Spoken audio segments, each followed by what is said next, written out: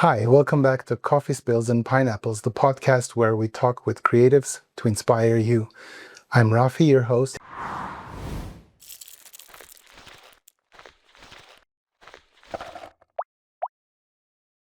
Today, my guest is Nathalie Hoyos, an Austrian who lives in Berlin. Welcome, Nathalie. So happy to have you here. And I hope that we will have an exhilarating conversation today, because I know that your background is so diverse and so interesting that I want what inspired me to inspire our listeners as well. So you have been in Armenia for some time now, curating an exhibition. That's where we met a few days ago, which was launched. Can you tell us a little bit more about that? And why Armenia? Why these this format? The last month I was very much preoccupied with Armenia because we are curating the 29th edition of the Festival of Alternative Art at NEPAC. So we launched an open call with NEPAC and artists could apply, and then we made an exhibition out of that, and the exhibition is called Event Horizon and it can be visited now at NEPAC. Talking about this exhibition, I was there and I saw a variety of artists, so very different types of genres, and local and not only local artists participated. But again, I come back to my question, what made you think of Armenia? Why Armenia specifically? In my work, I curate a lot in Eastern Europe and with Eastern European artists. And last year, I did an exhibition together with Reinhard at the Wilhelmhallen during the Art Week Berlin and the Haka Art Collection. And the Haka Art Collection is in Berlin and they are focusing on Armenian art. And so we did an exhibition and we talked to NEPAC and we exhibited some of the artists from NEPAC in Berlin. So that was the first contact point. And then the people from NEPAC, they asked us if we would like to curate this festival that takes place annually. And so we were delighted and said yes, because it's always good when things continue and have and are not just a one-time thing. And Right. it's, for us, it was very interesting to get to dive a little bit deeper into the art scene here. I think it's interesting when we have annual events, because every year audiences come to expect this show and curators need to cater to that. And every time they need to give something a little bit more new, something that they hadn't seen before, perhaps. Do you think that we can go and see this exhibition and find something new? I'm sure you can. But I think what is interesting from NEPAC side is that they try to bring international curators, because what in general is important for art scenes that are more on the periphery than in the center is that they get visibility. And one way to do that is, of course, that curators that are not from Armenia are coming and create something from their perspective. And I think that's a very clever way to go. So you work in Eastern Europe, or a variety of communities in the different Eastern European countries. Can you just give us some examples? I know you told me off mic, Poland. You've done some work there, and Ukraine also. So in the last 15 years, I think we have curated a lot of exhibitions in various places. And one was Ukraine, one was Poland. We also did the first edition of the Art Encounters in Timișoara, which is in Romania. We kind of slowly but surely we are getting an idea about this whole region and area. This is mostly a post-Soviet bloc, I guess. The Eastern European countries have a similarity in that they share Soviet history. A lot of it comes with the different, language. So there's a language connection, but there's also a behind the Iron Curtain kind of reality. So once that curtain dropped, what are the similarities remaining that you have seen? That's the funny thing. When we started to work with Eastern Europe, we thought it's more or less the same soup. And it was a very naive way to go to. And of course, very fast we realized that every country has its own history and also specific things that don't exist in the other countries. But what they share, of course, is the experience to live behind the Iron Curtain, and also in the means of production you have some similarities. You have the artists unions that are very powerful. That's right. Or that were very powerful in most of these countries. And you have new scenes emerging where you see that they are not so much interested anymore in the past or how it was behind the Iron Curtain. They are much more looking towards, let's say, the West, and forward looking, and also trying to find new ways and to build up a new future also. I also know that you worked in Romania. Yes. So what did you do specifically in Romania? And was that the first place you started in Eastern Europe or not? Wow, I can't remember now. Wow. But was it that long ago? Yeah, 15 years is a long time. Actually, we started working more with Eastern Europe with the collection we are advising, the art collection Telecom. So the first exhibition we made was in Berlin with works from the collection. But then we showed the collection, I think, in Romania, yes. So you're a quite traveler, a cosmopolitan person, I would say, also in the places you've lived, not only worked. So I remember France, Germany, also Austria, because that's where you're from. But you've gone back and forth from these different countries, and Spain to some extent. You've also had some living experience there. How does that, as a European, how does that feel? I think that's the big chance in Europe, that you can live in different places and that usually it's not very complicated due to the EU. Even though when I started to study in France, Austria was not part of the EU. I had to apply for visa, and so I was in the same reality many of the countries I work in now. It means you understand a little bit the process of applying for a visa and trying to make sure that you make it to your opening exhibition in a European country or an EU member country, and maybe not getting the visa, because that's a reality, a lot, a sad reality. Yeah. We also talk about the reality of EU and I guess Western countries, and the rise of the right. Yeah, the rise of more authoritarian kind of mindset that is sort of taking over a lot of these liberal and free societies. How is that affecting your work or the work of artists, if any? It does affect the work, but more in the sense, I don't think that artists stop working just because they have a political regime they might not like. But of course it affects the work in ways that often funds are less available. It affects work also in the sense that a lot of political regimes start exchanging museum directors, so the direction of the museum changes a little bit. So artists don't have the possibility to exhibit their works. It's more affecting in these kind of ways than in the actual work artists continue to do, of course. In terms of funding, we're talking about lack of funding for the artist to create. So lack of perhaps grants or programs or residencies. So that's one way.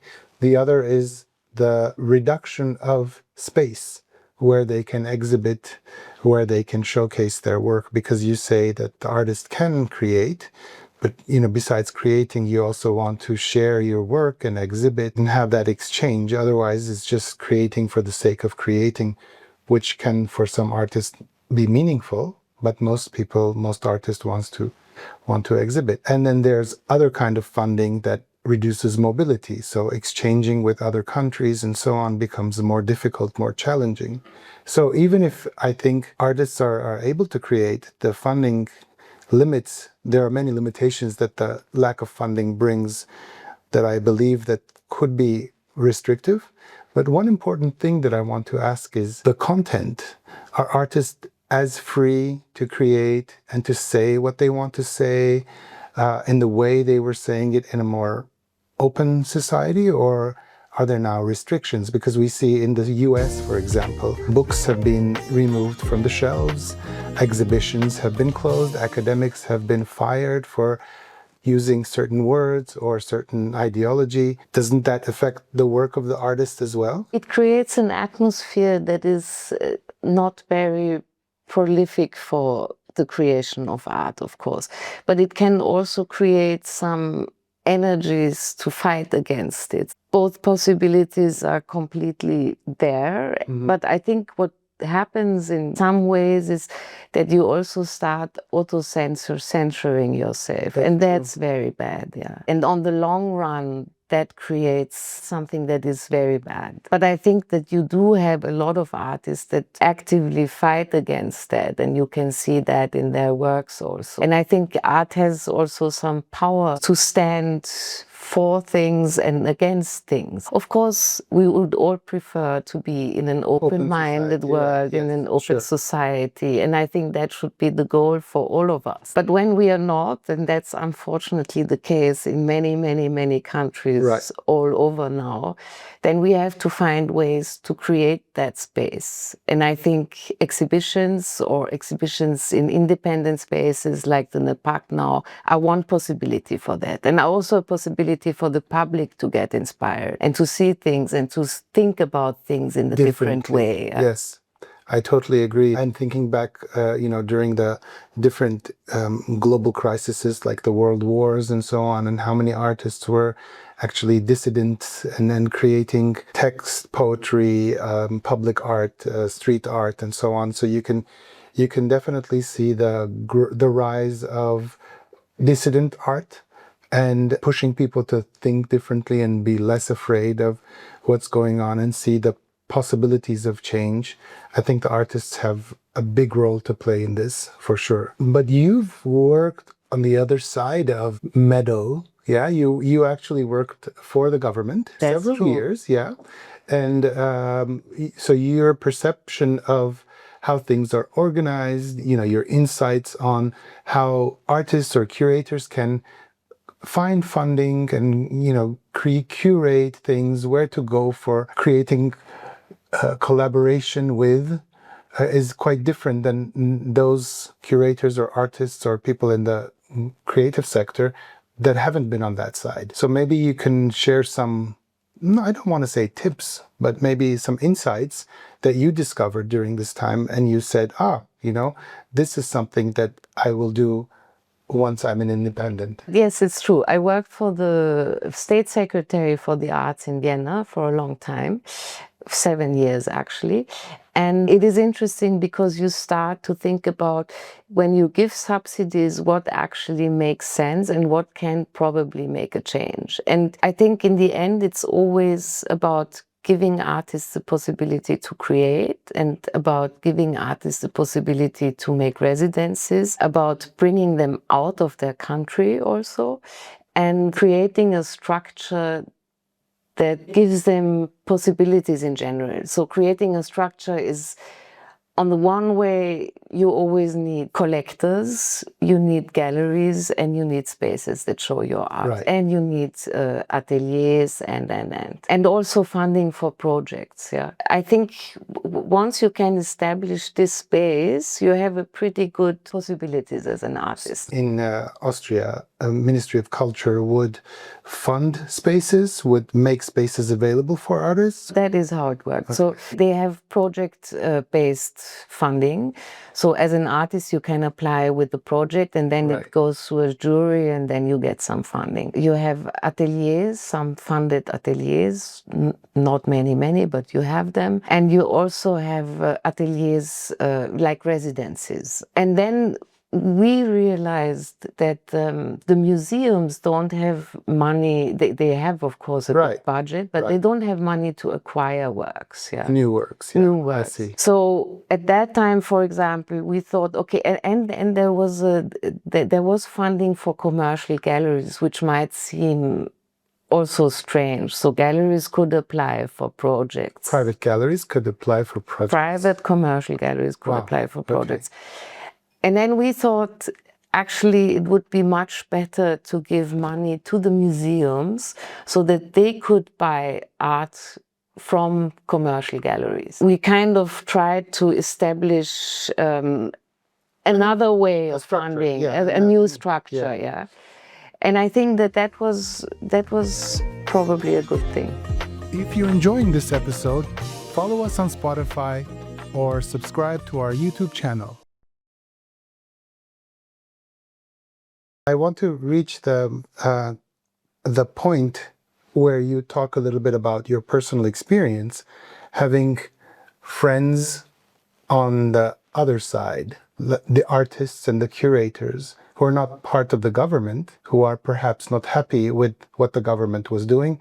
And here you are on this side trying to convince or create a space that reflects this. I think at that time it was interesting for me because I had many friends that were artists.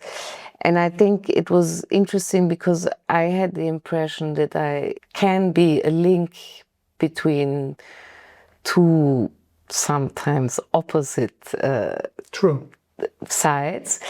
And I think that always and in every situation in life, communication is the basis. So once you stop communicating, I think things get really very bad.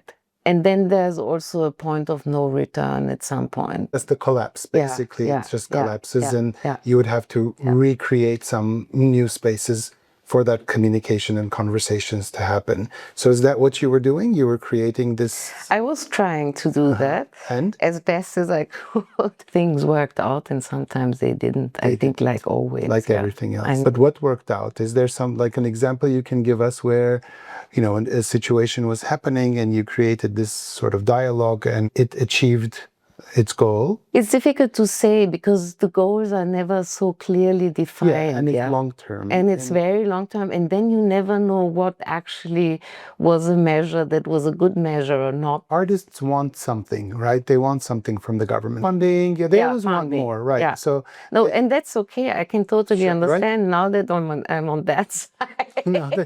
now that you need funding for your projects. Yeah. Exactly. So it's completely logic. Yeah. So I would totally agree with them, of course. Yeah. But does it give you an edge today, knowing what the response or how the responses would come, how you formulate your projects, how you create your request for the funding?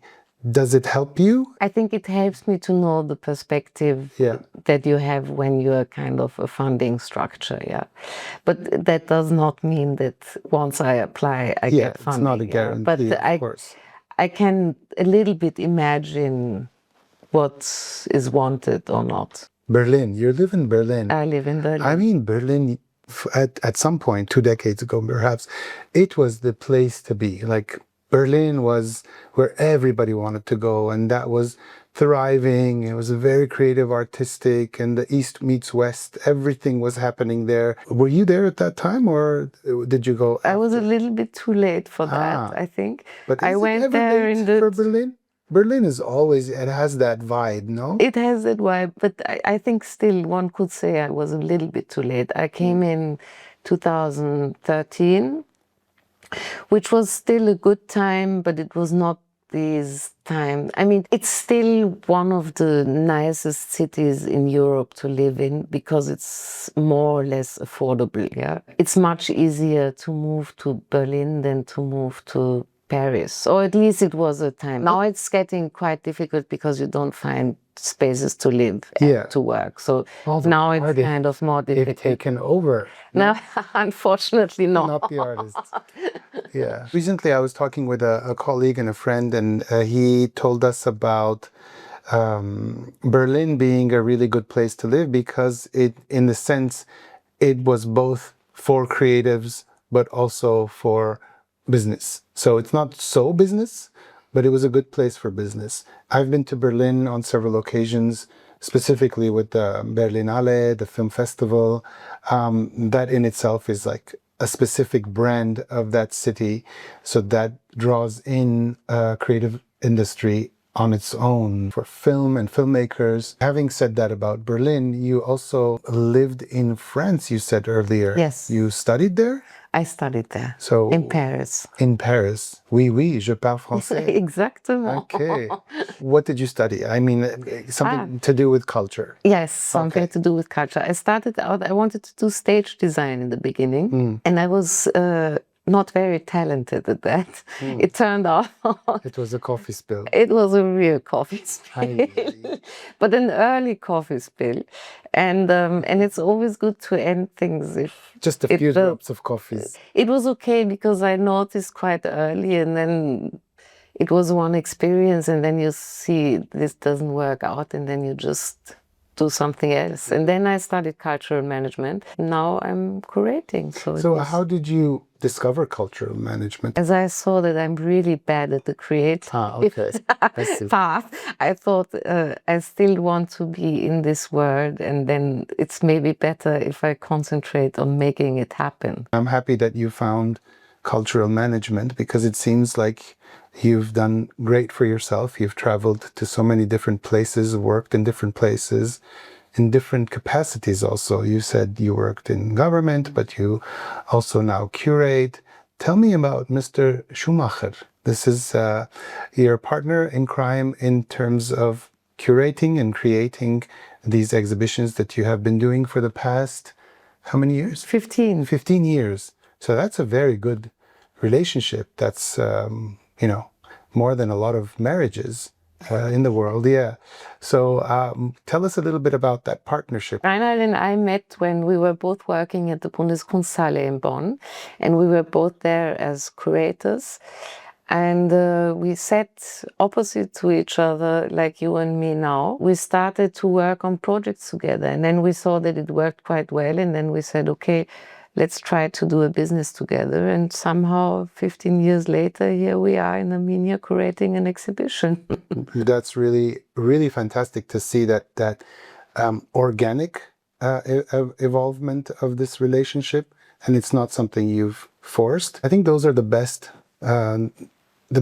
relationship, especially in a work relationship where trust, transparency, you have to be honest with one another. If you don't like something, you should voice it and say it. And I think this is commendable. If we were to say what is next for you, Nathalie, and what is next for you as a company, do you have any plans coming up that you can share with us? The next thing is an exhibition in Berlin at Quost, which is Kunstverein Ost. It's one of these structures in Germany that is like a private exhibition hall called Kunstverein. And they are also focusing on art of Central, Eastern, and Southeastern Europe. And we do an exhibition. Your expertise. Yes, exactly. Eastern Europe. And we do an exhibition with an artist from Poland called Aneta Rzezikowska, and it's during the gallery weekend, so it's basically in 2 weeks.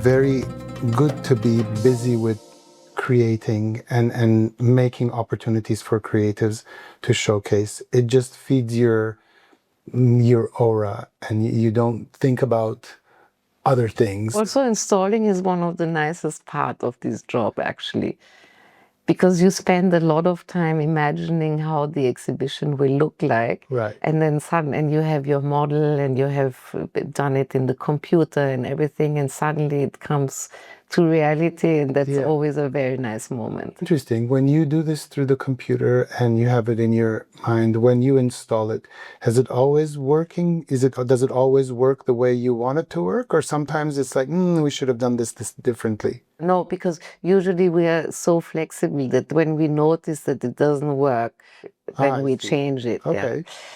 Yeah. But of course, for example, now in Armenia, we kind of misunderstood how some works would look like or should be installed. So then you have to find last-minute arrangements. It depends a little bit. If you have a solo exhibition, of course, you do agree on everything with the artist. Yeah. If you have a group exhibition, it becomes more complicated because it is very understandable for me, but every artist wants to have this spot or that Yeah. spot or. And then sometimes you have to kind of rearrange a little bit so that artworks can breathe together and not work against each other. Yeah. I think in general in an exhibition it's important to convey an atmosphere for the visitor also, yeah. And to allow him to make his own way through the exhibition and also to fill the gaps with your own thinking and everything. I think that's very important. But there are also in general, as we know quite well how the layout will be in the beginning, so we kind of try to send the artists, okay, this is the space where it will be. We don't always know exactly what will be next to it, but it's also a question if the artist agrees then that this is a fine positioning for the work, then we can build it up from there. I want to take it back to Eastern Europe, and you from Central Europe, I guess, or the periphery of Central Europe at the time, before Vienna. the collapse. Yeah, totally. Yeah. So before the collapse of the Soviet Union and the rise of what we today know as Eastern Europe, Europe was limited, in its borders, and you were basically, Vienna was the easternmost border. Totally, we were like the last country in front of the Iron Wall. Yeah, and now you've become the center of. You're quite central. No, that was incredible. I can really remember that literally the feeling in the city changed because you were always the last country, and suddenly it was like a breeze of fresh air going through the whole country. So it was a great feeling. And I guess today's fight to keep that is maybe the EU and Europe's fight against the loss of Ukraine and maybe other countries possibly, is that feeling of the freshness, the breath of fresh air that it wants to keep. I hope so. I mean, that would be, I would assume so, but with the political situations everywhere and the rise of nationalism in the whole of Europe, I think we really do have something to fight for. We are observers, and we observe from afar, from social media, from news outlets, from friends, to get an understanding of what's happening. But until you're actually living in that country or in that space, you don't really understand. I think that art has the capacity to make a stand for these values that are also important to us, to continuing to fight for an open society and for democratic rights and for human rights. And I think it's a very good voice because it's not necessarily with words, but it's visual, so that's very powerful. And I think that it is a subject in a lot of works all over Europe, all over the world actually, not so much only Europe. We spoke a little bit about a coffee spill, which was the French or the Spanish or the French experience. Oh, there's so many coffee spills. Well, tell us more. Tell us more. No, the good thing is coffee spills, they kind of dry up and then they become something else. So sometimes it's not even a coffee spill anymore. But I would say that the stage design thing, that was a coffee spill. Yeah, what else? Then I wanted to study in Spain, and then I couldn't do it because of bureaucratic difficulties, because I wasn't able to meet the deadlines and so on. This is also a coffee spill, and then I forget coffee spills, fortunately. That's good. That's good. So you would remember some pineapples maybe for us? I think, for example, we are making a very nice exhibition series in a museum in Linz, which is called FC Carolinum. And we do a series about women artists since 4 years, and we present 1 to 2 exhibitions, solo presentations every year. And I think it's very nice in a series also. So this would be one of the things that you've done or are doing that you are very proud of, and you consider it as one of your pineapples. It is so nice when things have continuity, yeah? And I think it's much better to be able to build on things than to do a new thing all the time, yeah. If it works, that is a pineapple. Thank you so much for being with us today. I think we had a really interesting dive into your journey. And good luck with the upcoming Berlin exhibition. Thank you very much, Rafi. If you enjoyed this episode and would like to support us, follow us either on Spotify or subscribe on YouTube channel for more episodes from Coffee Spills and Pineapples.